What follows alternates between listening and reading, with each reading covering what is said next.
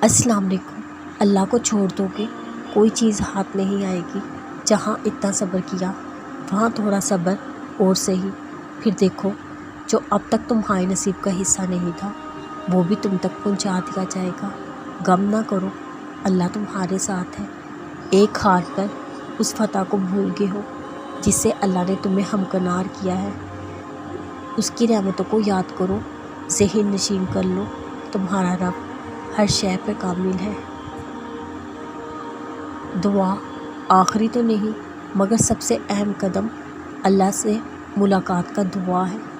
دعا پروٹوکول کی طرح ہوتی ہے جس میں اس بادشاہ کے سامنے اپنی بے بسی رکھی جاتی ہے، گڑ گڑا کر اسے منایا جاتا ہے۔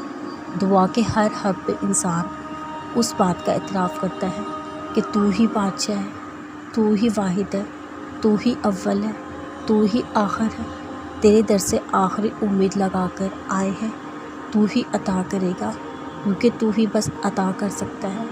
دعا پہاڑوں کو بھی سر کرنے کی صلاحیت رکھتی ہے، وہ لکھی ہوئی تقدیر کا ایک ایک حرف بھی بدل سکتی ہے۔